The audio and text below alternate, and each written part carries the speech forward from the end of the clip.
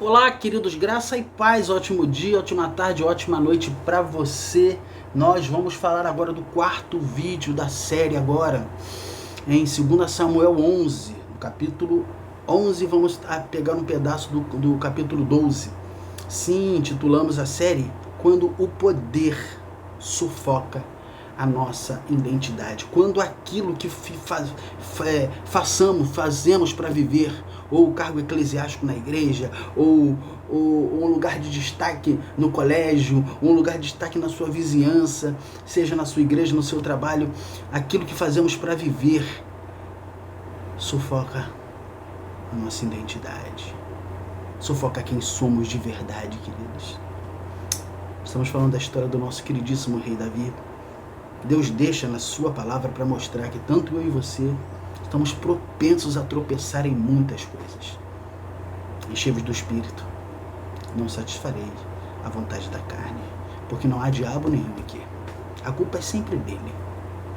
A culpa é dele. Aqui é Davi mesmo, um homem deixando o seu eu fluir e sua barbaridade, queridos. Mas Deus tem misericórdia desse homem, porque ele sabe se arrepender como ninguém. E você? Consegue se arrepender? Consegue reconhecer? Vamos ao texto. Vou ler agora, do 18 ao 25. Está escrito assim. Então Joabe enviou notícias e fez saber a Davi tudo o que se dera na batalha. Deu ordem ao mensageiro, dizendo: se ao terminares de contar ao rei e os acontecimentos desta peleja, suceder que ele se encolarize, fique com raiva, e te diga: por que vos chegaste assim perto da peleja desse jeito? Não sabias vós que haviam que atirar do muro? Quem feriu a Abimeleque, filho de Josafé, Jeruzebeste?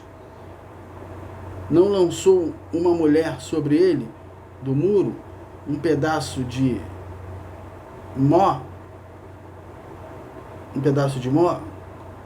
corredora, de que morreu Tebes?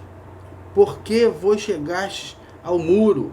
Então dirás: também morreu teu servo Urias o Heteu. Partiu o mensageiro, chegando, e fez saber a Davi tudo o que Joabe lhe havia mandado dizer. Disse o mensageiro a Davi: na verdade, aqueles homens foram mais poderosos do que nós e saíram contra nós ao campo, porém nós fomos contra eles até a entrada da porta. Então o flecheiro do alto do muro atiraram contra os teus servos e morreram alguns dos teus servos, rei. E também morreu o teu servo Urias o Heteu. Disse Davi ao mensageiro: olha isso, queridos. Assim dirás a Joabe: não te pareça isto mal aos teus olhos, pois a espada devora tanto este como aquele. Intensifica a tua peleja contra a cidade e derrota-a, e tu anima a Joabe. Teve uma passagem que eu não consegui ler perfeitamente. O Joabe estava querendo dizer assim para o mensageiro: fala para Davi que infelizmente nós chegamos muito perto do muro, porque não era para chegar próximo ao muro, que alguns guerreiros já tinham morrido por causa dos flecheiros. Se Davi ficar chateado por causa disso, ele disse para o mensageiro, avisa que foi um descuido nosso. Mas Davi não fica chateado, ele diz assim: isso acontece. Requinte de crueldade, queridos. Requinte de crueldade. Ele dá ordem para matar o homem. E quando esse homem morre, ele diz isso. Isso acontece com um ou com o outro. Isso é frieza. Isso é não sentir a dor do outro. Isso é maldade do homem. Está em todo homem. Quando a gente dá de ombro para a dor do outro. Aqui Davi está lavando as mãos. Você sabe por quê? Porque primeiro ele entra na casa do homem, rouba a mulher do homem, tenta trazer o homem da batalha para ele se relacionar com a mulher, para ele pensar que o filho era dele. Depois ele embebeda o homem continua sendo fiel a ele. Quando ele vê que não tem mais jeito, ele escreve uma carta e manda matar este homem. E quando ele recebe a resposta da morte do homem, nem por um momento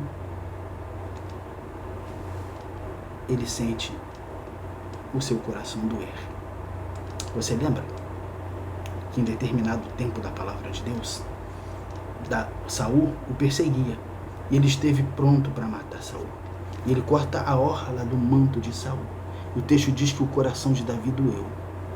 E ele não levanta a mão contra o rei. Você sabe por quê? Estava cheio do Espírito Santo.